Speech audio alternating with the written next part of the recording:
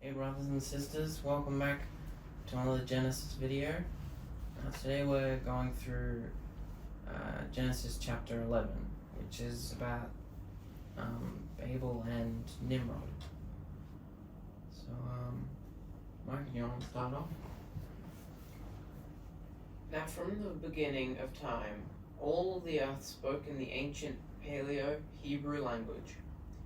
And as mankind began to spread out, they found an area in Shinar, Babylon, and, led by a descendant of Ham, Noah's great-grandson, named Nimrod, who was a savage, mighty warrior, completely hell-bent on defying Yahuah and his instruction, they all decided to stay put. So back then they all, before Yahuah, which is coming up, mixed up all their languages and stuff, they all spoke one language, and they were all spreading out as, and Yahuah told Noah to repopulate and spread out across the lands, but they didn't want to do that. They wanted to stay in one spot and disobey what he'd said. Pina? Nimrod was the first self-appointed king on the earth, and his wife/mother, Semiramis, also taught Semiramis also taught the nations to worship the sun, moon, and stars through various abominable practices involving tree worship and the Mazzaroth or Zodiac. We'll go into all that stuff a bit more. The next thing we're going to go through an article about Nimrod. We'll come back to that. Robert? The nations declared, "Let's make bricks out of stone, use asphalt for mortar, and build ourselves a mighty city with a tower that reaches way up into the sky. And we will make a name for ourselves and rule over ourselves." Humanism. Forget being scattered across the earth. We don't want to do that. We don't want that. We're staying right here. So they wanted to stay where they were and do what they wanted to do and make their own cities and make a name for themselves, pretty much. Didn't want to do what Yahuah told them to. Do you guys know what humanism means? It's basically like they think they can rule over themselves. They don't need Yahuah or anyone else ruling them. They think they can do what they want, pretty much.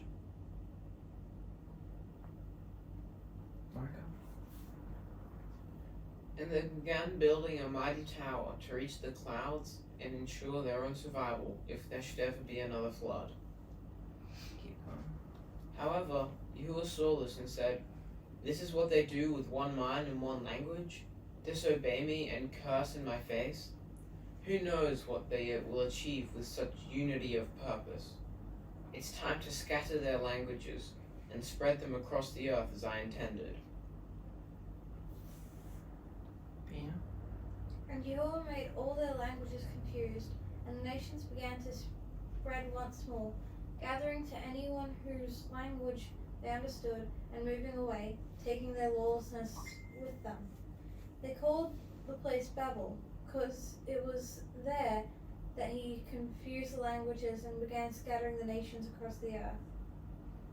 So they thought they could make a tower big enough so that if there was another flood, then they wouldn't die, which is pretty stupid, because if Yahuah wanted them to die, then he could do whatever he wants. So, and then So then he could see what was happening, and how they were disobeying him, and they were working together to do it. So he's given them all different languages now. Like today, there's all different sorts of languages. So then they're all confused and all went off into their own areas for those who could all understand each other, and they all went, and then they scattered like Yahuah had told them to originally.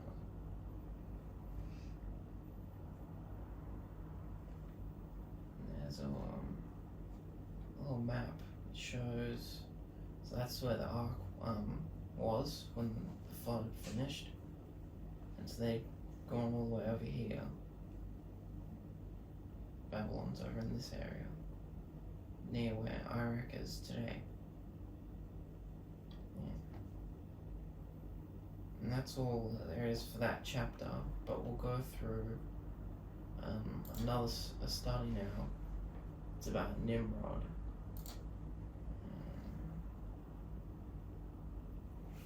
Who are we up to? Robert? I'm gonna blow it up a bit.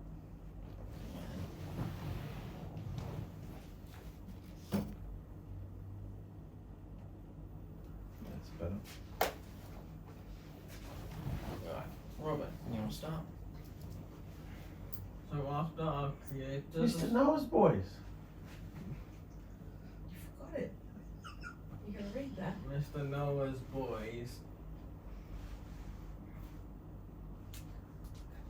So after our Creator destroyed all the evil from the earth through the worldwide flood, Noah and his family were given the task of repopulating.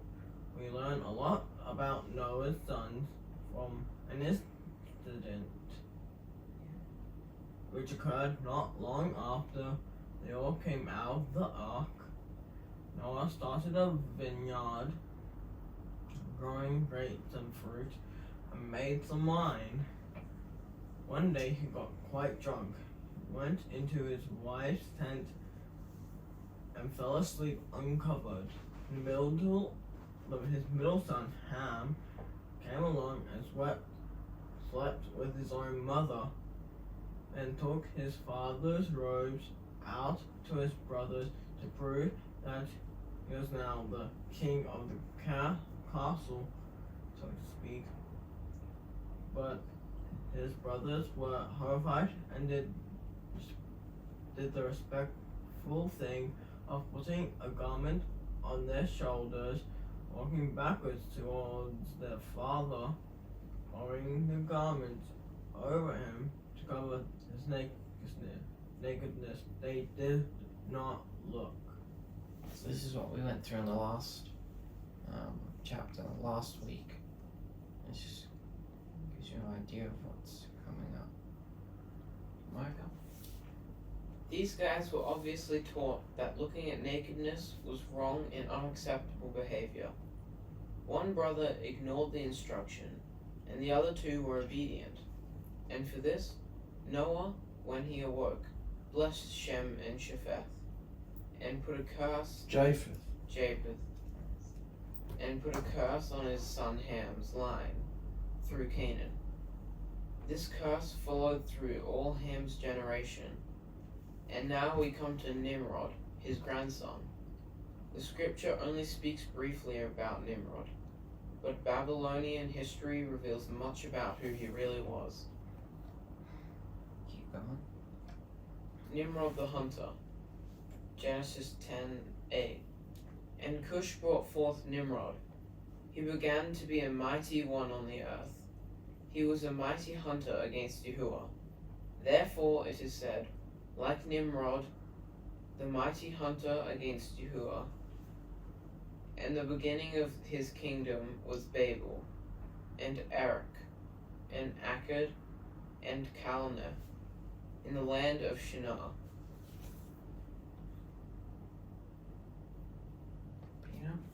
Nimrod was the very first king on the earth, a wild hunter and cruel tyrant, who sought to be worshipped and honored like a god.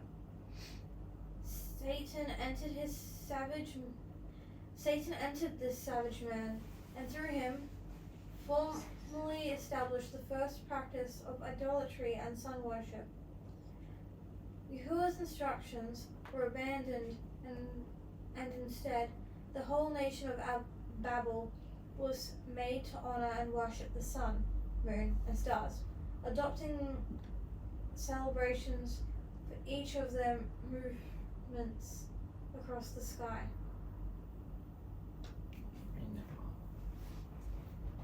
Rioting, debauchery, and violence reigned, and children were taken from their families and murdered on the altar as blood offerings to the sun idol Moloch, who was believed to be protecting the nation instead of Yahuah. Imagine this horrible situation.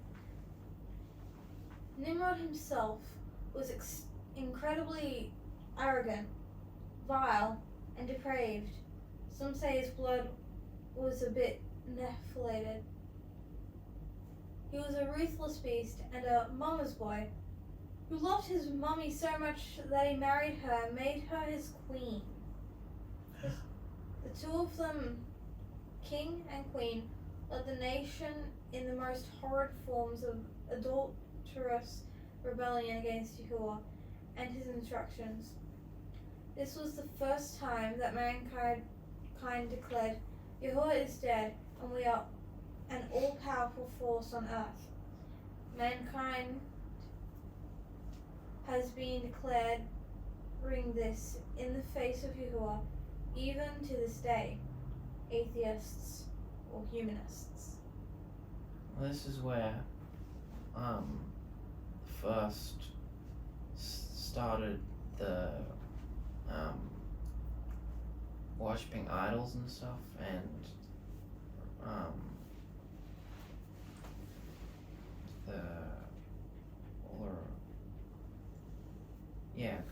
worshipping the sun and stars and all that and they were just trying to do the opposite of what Yahushua wanted and going against him, and even saying that he was dead and that they were more powerful. Robert?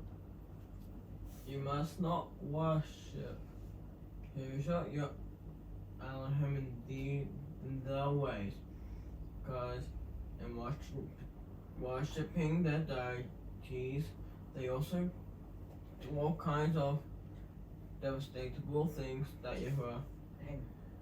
They do all kinds of detestable. They do all kinds of detestable things that Yahuah hates. They even burn their sons and daughters in the fire as sacrifices to their deities. Wow.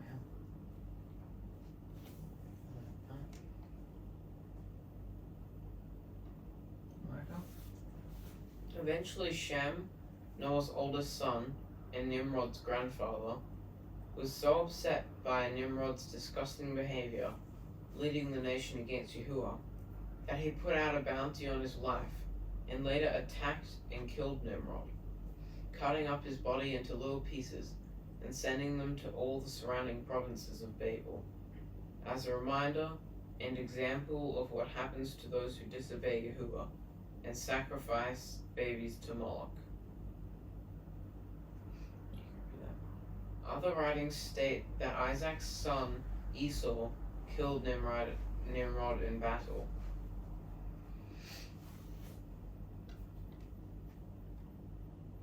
So that's the idol that they were worshipping and sacrificing the children to, so they throw them into the fire in there. Put them in their arms, and the arms would move back and throw the baby into the fire. So the one on the left. Wicked.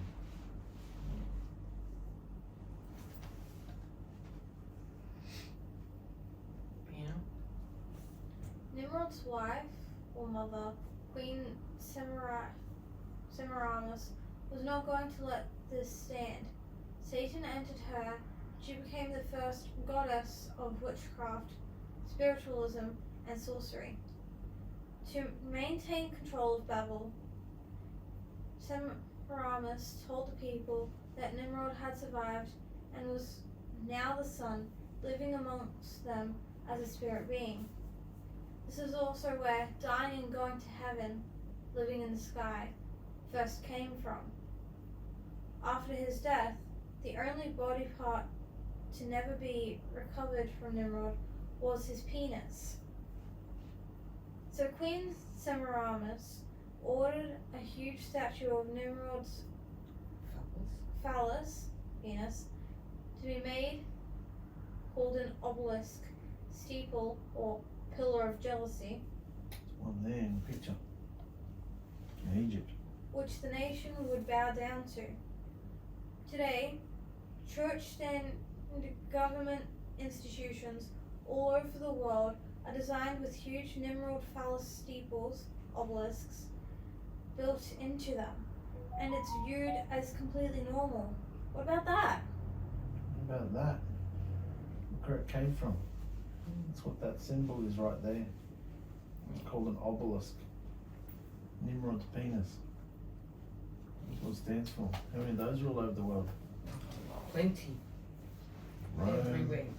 Rome, United States, Venice. Washington Memorial. Sorry, mate, go on.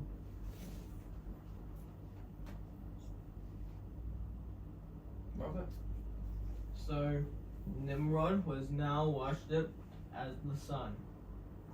And Semiramis told everyone that when Nimrod had died, an evergreen tree had sprung up overnight from a dead stump, symbolizing the reincarnated new life of the mighty Nimrod.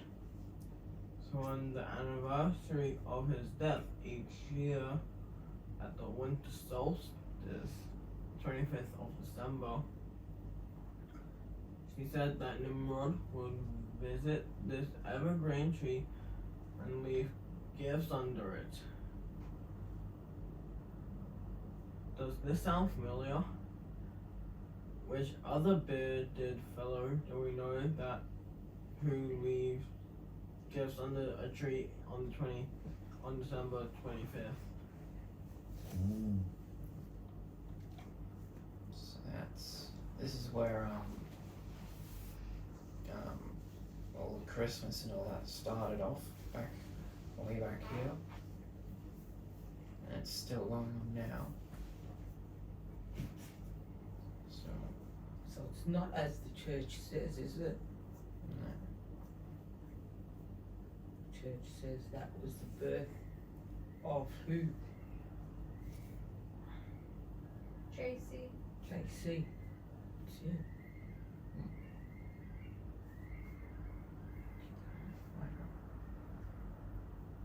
The birth of religion. So how is Semiramis going to keep her legacy of deceit and the memory of Nimrod alive forever? The queen spoke to her astrologers, ancient sun, moon, stars worshippers, scientists, doctors, soothsayers, and worked out how to fall pregnant around March 25th, the spring equinox, 9 months before December 25th. Remember, 9 months is how long it takes for a baby to grow inside a woman. You know? She led the nation to believe that she had become a goddess of the moon and sky, Mother Earth, and that she had fallen pregnant supernaturally by the sun rays of Nimrod, the sun god, and he was being reincarnated, born again, within her womb. Keep going. And as calculated, she gave birth on December the 25th to a child whom she named Tammuz, later called Baal, or Lord. So she's pretty much lying to everyone and creating these. She's creating a trinity. Yeah. Father, Mother, Child, Trinity. This is in Babylon. And that trinity went into all the different nations of the world until it reached Greece and Rome. And what's the trinity in Rome? Come on, you Catholics. What's the trinity? What's the Holy Trinity? Father, Mother, yeah, Holy Spirit, all that rubbish, yeah.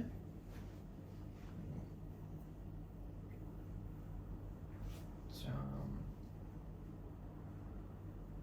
yeah, she's pretty much lying to everyone. And she was telling them that she was a goddess of the moon and the sky.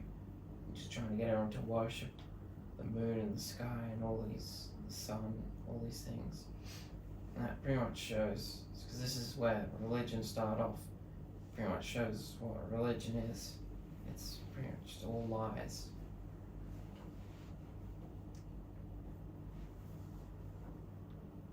My God. Since there were no telescopes back then, it looked as if the sun was dying on December 21st, shortest day of the year, because it was very low in the sky and was reborn on December 25th, as the days began to get longer. So there's, you can see Semiramis there, all things, statues and stuff that's been made of her in all different places of the world.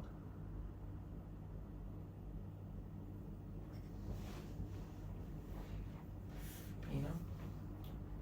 Semiramis taught that every year Nimrod also died and was reborn as the sun god Tammuz or Baal. And to celebrate this, everyone had to go into the groves, forest, or ashram and place a gift on an evergreen tree to honor Nimrod. They were to chop down a tree as Nimrod was cut down, bring it into their homes, anchor it so it did not topple, and decorate it with silver and gold tinsel and balls, Nimrod's seed and testicles. Does this absurd practice sound familiar to you? It sounds exactly like the Christmas tradition today, doesn't it? The world is still doing what Semiramis said. What's the big deal? Look how Yahuah feels about it, because his opinion is all that matters. So now we'll see what Yahuah feels about all this that's happening. Robert? Jeremiah 10. Jeremiah 10, 1-5. Hear what Yahuah has to say, says to you, O house of Israel. This is what Yahuah says. Do not learn the ways of the nations, or be terrified by signs in the sky. Through the nations are terrified by them, though the nations are terrified by them. For the customs of the people are worthless. They cut a tree out of the forest, and a craftsman shapes it with his chisel. They adorn it with silver and gold. They fasten it with hammers and nails, so it will not totter like a scarecrow in a melon patch. The idols cannot speak. They must be carried because they cannot walk. Do not fear them. They can do no harm, nor can they do any good. So they just made up things, they're not real. And all they're worthless. They can't do anything. They're just worshipping nothing, pretty much. Micah? Just December 25th became the annual birthday celebration of the sun god Tammuz, Baal, in honor of this savage tyrant and idolatrous mama's boy, Nimrod. And the whole world still celebrates him, even to this day, under different names. Keep reading this part. The identity thief. The worship of the sun god and earth mother became more and more prolific, taking on hundreds of name changes, as the evil mythology of pagan worship and lifestyle spread across the world. Satan is neither male or female, and will accept adoration and worship by any name we wish to call him. He is an identity thief who seeks to be just like Yahushua, and seeks all people to disobey the commandments of Yahuah and end up destroyed. Pina? Today, the tree-focused worship of Nimrod and Semiramis is still in full swing, and most don't even know they are worshipping Satan through this abominable practice. Remember, our behavior and lifestyle is our worship, and if it's not obedient, it's lawlessness, rebellion, and witchcraft. So most people don't even realize that they're worshipping Satan when they do all this stuff. And it's all come from religious type stuff, and even people who aren't religious. Everyone does Christmas these days, whether they're religious or not, and they're all just worshipping Satan. See, there's all the decorations.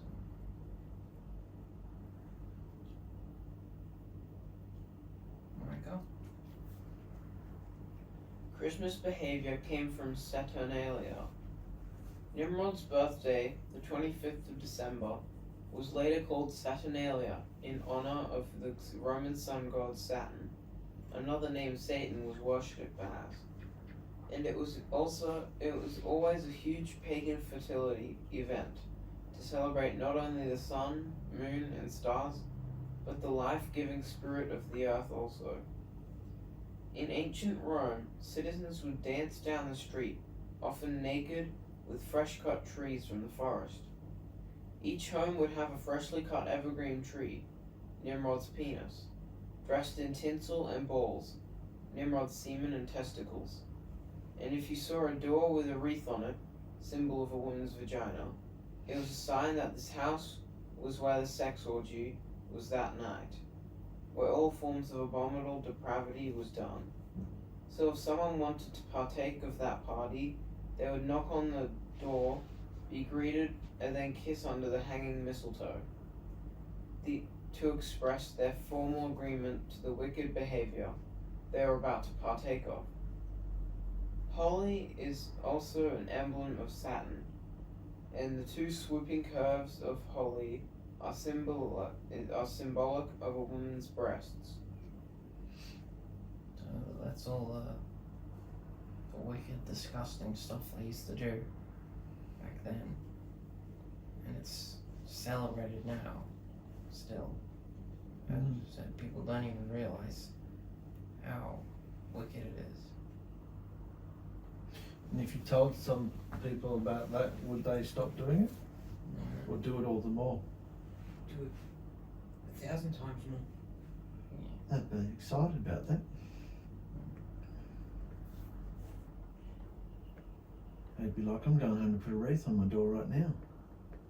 Wouldn't they? Yeah. Robert, can you read those two? Do not set up any wooden Asherah poles, temple, or Christmas tree beside the altar you build to Yahuah, your Elohim. And do not erect a sacred stone for these please Yahuah your Elohim hates. Deuteronomy 7:26. Do not bring a detestable thing into your house, which is an Asherah or a Christmas tree, or you, like it, will be set apart for destruction. Utterly abhor and detest it, for it is set apart for destruction. So it said that you should don't anything to do with it. Just, you should detest it because it's so really very wicked and against Yahushua.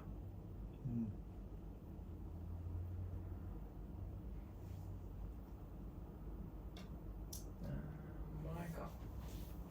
Santa Claus, Nimrod, or Satan in disguise. The names Santa and Satan have the same letters for good reason. Originally believed to be an elf who sneaked down chimneys in Germany to reward good children and punish the naughty ones at Christmas time, Santa had a major makeover when Coca-Cola turned him into a big fat man, wearing a witch's hat and their Coca colors of red and white, to market their product in the global arena. Do you know that's where Santa comes from? Coca-Cola.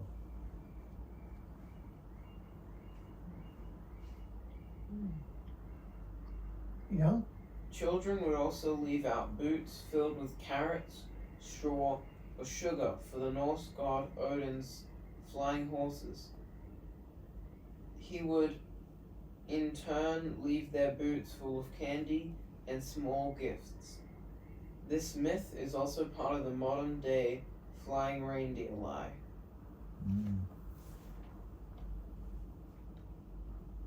So there is that. So they all start off with all the back in Babylon, and then it's gone over years, and it's continued on. And they've used it for advertising and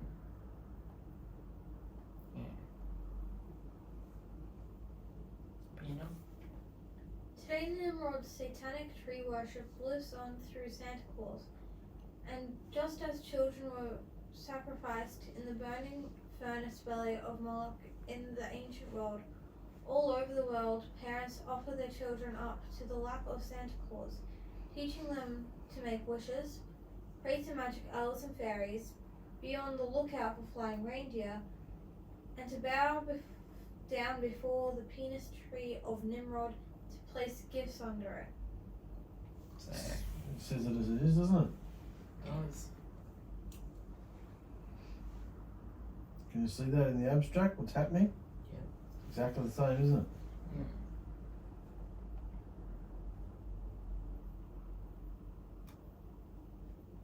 Nimrod is Santa. Nimrod was deified as the sun.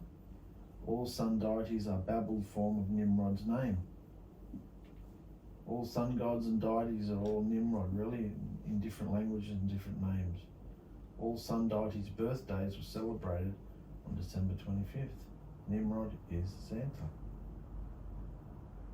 It's interesting to know this as we come into December, isn't it? And how much of this you tell and what kind of package you come up with in your mind to tell whoever might ask. How deep you want to go depends on the person, doesn't it? So you've got everyone pretty much these days is Christmas and stuff, and they don't even realize all the wickedness that they're celebrating stuff. And then you've got people who are full on worshipping all this stuff, like, and then Japanese Penis Festival. This is a real festival. They've even got statues, look at that. That wouldn't be just be one day of the year, that would be there forever. These are statues, they'd be there forever. That looks like a cannon.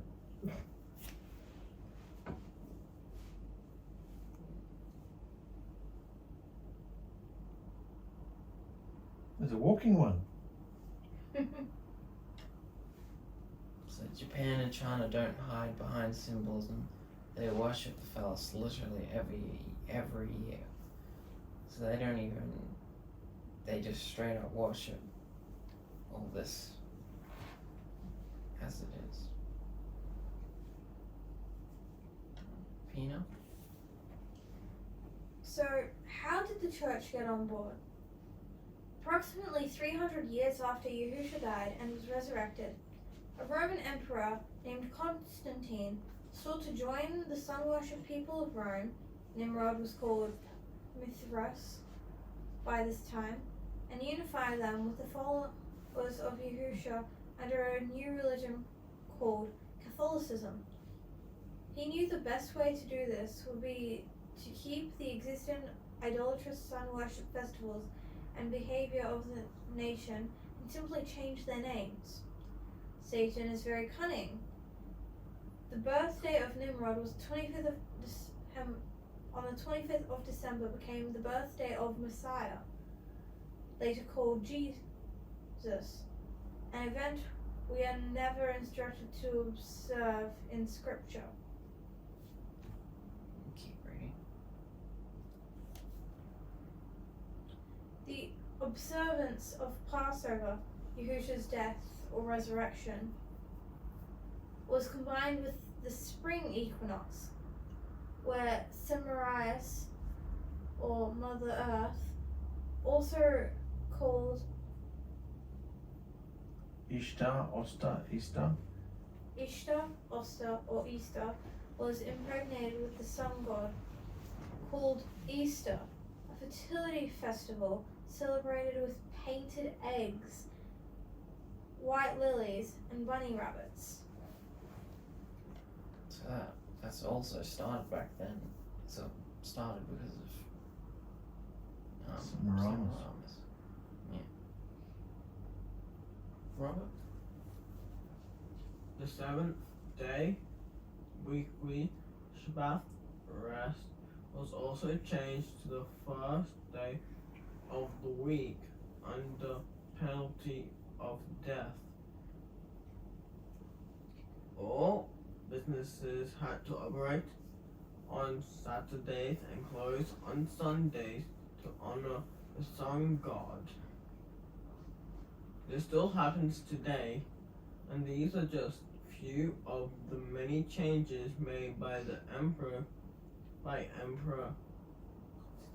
Constantine and his new son worshipped satanic religion called Catholicism. So he was trying to make a mixture of all the sun god worship and all that, and then of Yahush's followers and the real truth, and he mixed it all up, and it all got changed around. Like, for example, everyone had to close on Sundays, and that's when everyone goes to church now, these days as well. And all these festivals and stuff that they do all started back then as well.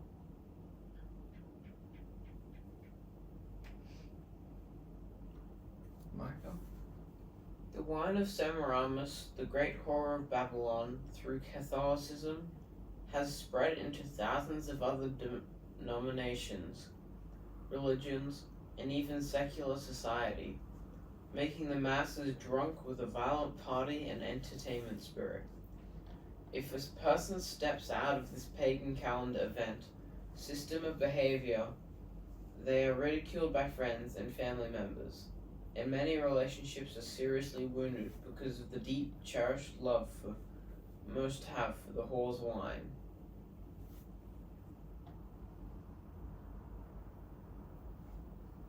Pina?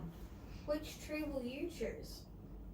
It is important to remember that we are not looking at or fighting people, but Satan and his unclean spirits in high places.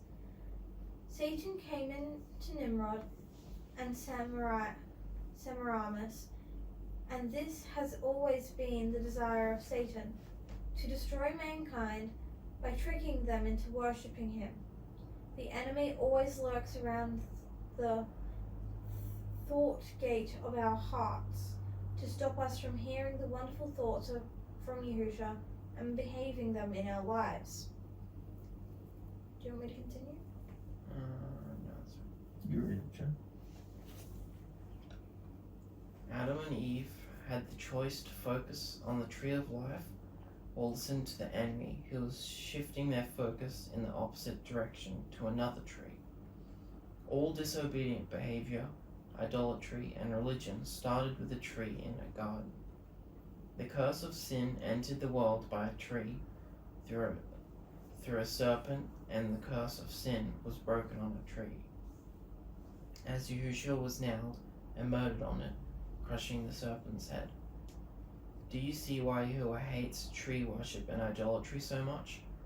It is a constant reminder to him of mankind's betrayal and the torture he endured to deliver his family, his bride, back from the clutches of the enemy. So that's why he hates it so much. And that's why Satan he tricks everyone into worshipping it and all these things. So, and pretty much they're all just worshipping him instead of Yahuah. Just as there was in the garden, there are only two choices: obedience or rebellion. Obedient behavior, worship, brings protection, favor, and blessing. Rebellious behavior brings sickness, curses, misery, and death. There are so many different religions, philosophies, and celebrations being flaunted in our faces these days that we can be confused of the simple choice before all of us: obedience to Yahuah's instructions or rebellion. So you can either do the right thing, what Yahuah wants, or you can do what the world wants and what Satan wants. And you see what it says here, what happens. If you're obedient, you're protected, you have favor and blessing. But if you don't want to listen and do what Yahuah wants, you'll get sicknesses, curses, and misery and death.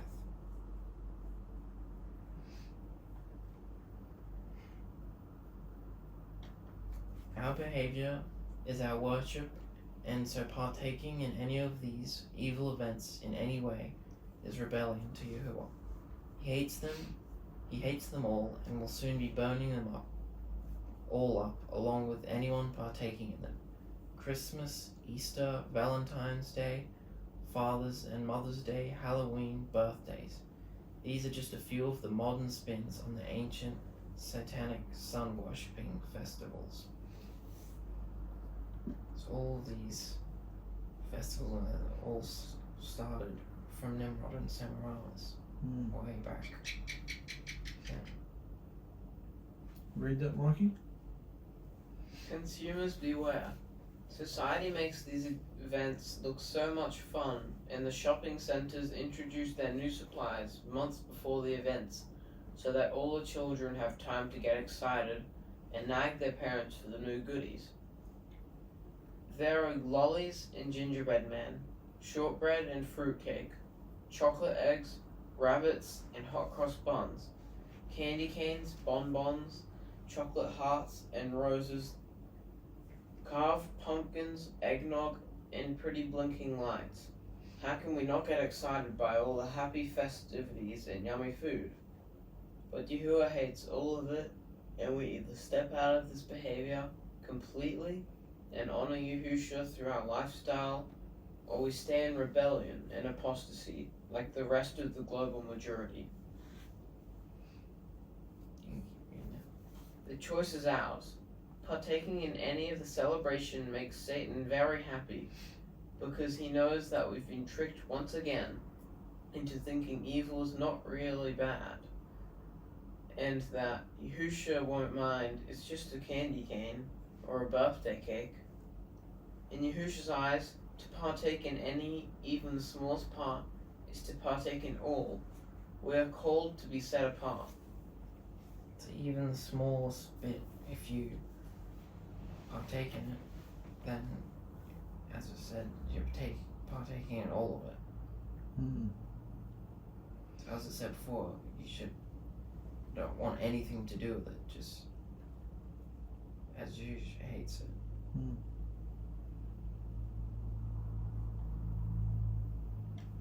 Pina? Yahush's heart. Have you ever wondered how it must feel for Yahushua, watching all this wickedness play out in the world? Watching his bride get seduced away from him by a slimy, scum-sucking thief and liar? Imagine that the man or woman you marry goes off and sleeps with someone else, having a romantic love affair, and they don't even care, but keep doing it over and over right in front of you. Then, every year, there is a special day to celebrate this affair, and the whole world, along with all your friends, get excited about it. Would you be excited or heartbroken? This is what we do to our wonderful deliverer Yahushua when we accept the lies that Satan and choose to behave and partake in unclean practices. People say, oh, put it up a tree, but it's just for the children. We don't take it seriously. It's just a wonderful family time. Does Yahushua take our wickedness seriously? So that you can see how Yahushua feels about it all happening, and how it feels, and you can see how you would feel. Just to give that example, that's pretty much how it feels for him. If we accept all these things and celebrate them, even if it's just partaking the smallest bit.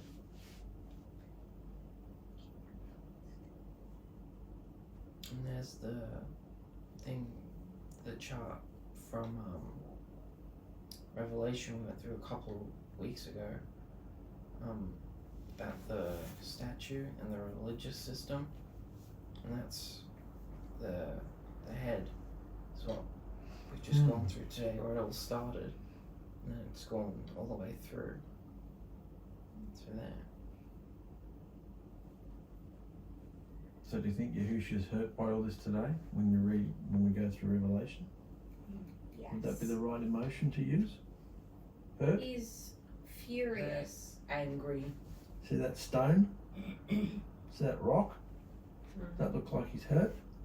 He's furious. Ropeable. Infuriated. Bringing it. The time has come to, he's beyond hurt now, he's into revenge.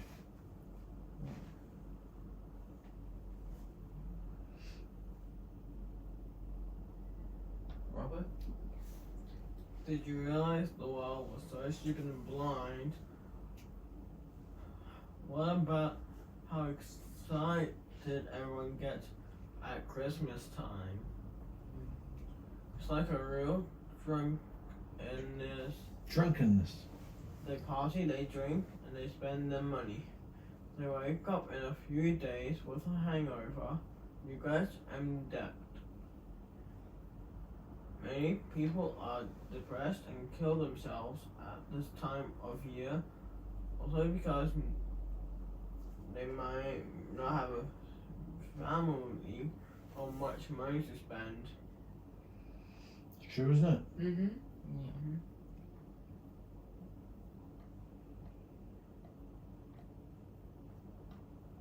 The world still worships Nimrod today. December 25th, December 25th is Satan's birthday. It's a big fat jolly lie, so don't get tricked. What do you think about Nimrod, the mighty hunter against Yahuah now? Is your behavior beastly like Nimrod, or loving and kind like Yahushua? So that's all for that thing there. And that it's really good to go through since it's coming up to around the Christmas time to refresh everyone on where it all started and how Yahuah really feels about it and what it really is, how wicked it all is. So yeah. What did you guys get out of it?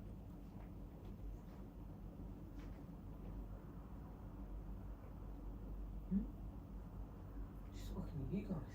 What did you get out of it?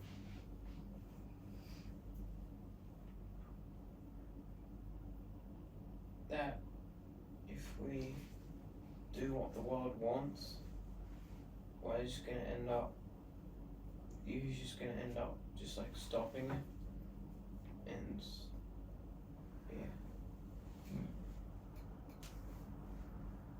If you partake of any of it, even the smallest part, you partake of All of it. All of it. all of it. Step out and be set apart. Treat it like any other day. Yeah.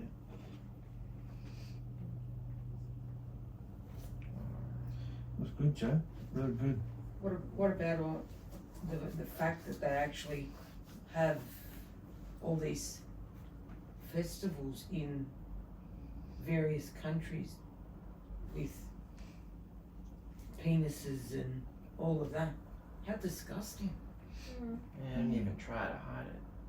Oh, They just, when Dad and I went to Bali, every shop you walked past literally had some form of phallus. Wasn't it, Don? That's right. Every single shop. There was one this big off the floor for your coffee table. Like a stat, you put it in your lounge room. That'd be a talking point, wouldn't it? Wow. Bottle openers, keychains. Yeah. Everything. It was just like, I even had some that were made into ashtrays. Yeah. Like, Mm. and they worship these things. Like, They make cakes out of them for hens nights and parties. They can all laugh about it, cutting it up with a knife and all the stuff they do. It's just funny now, isn't it, to the world? They don't. A lot of them don't try to hide it anymore. They just joke about it. You see them on people's t-shirts. You see them. The world's just celebrating Satan. And they don't care. Even if you told them, they'd probably just rejoice even more and do it more. So it's good to know all this. Coming into Christmas time. Yep. Sometimes you can go, oh, I remember when we did that. Yeah, I remember doing that. That was, and you think fondly of it. It's wicked. Just get rid of those thoughts. Usually has something better for us. Throw it on the altar and burn it up. So, that's good, mate. Wrap it up. I also saw Oh yeah. interesting thing back here when he scouted them all and changed their languages. Remember when in Acts, a couple of weeks ago, we were reading they all came together and he made them so they could all understand each other's language. Yeah. I thought that was interesting. The day of Pentecost. Yeah. So in the comparison, when they were disobeying him and stuff, he scattered them all and changed their languages. But when they were coming together as a fellowship, he Allowed them to understand. yeah. that's a very good Easier. comparison. That's clever, isn't it? Yeah. He brought them together, and then their languages were to share with the nations, whereas here it was the opposite. He wanted to scatter them. Yeah. Very good. He's got that power, hasn't he? Yeah. And what's the pure lip today? What's the language today that we're aiming for? Is that you cracking your knuckles? Yes. Shut up. What's the pure lip? What's the language we're aiming to learn and perfect today? The Hebrew language? No, Love. it's behaviour. That's the pure lip. Love. Behaviour. Love covers everything. The language of behaviour. Yahushua's behaviour is the pure lip. We behave his word in all situations. So. Really good. Very good, mate. Thank you, brothers and sisters, for being here to go through this with us. Yeah. See you next week. Bye.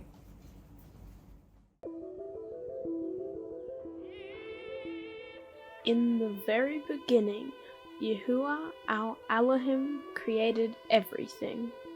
The dimensions, the universe, the earth, all things seen and unseen. And Yahuah saw that the earth had become an unshaped emptiness of doom and gloom. So he hovered over its surface like a gentle breeze and said, Light. And the vibration and frequency of his living word cut through the darkness of the planet, filling it with the radiance of his goodness and esteem.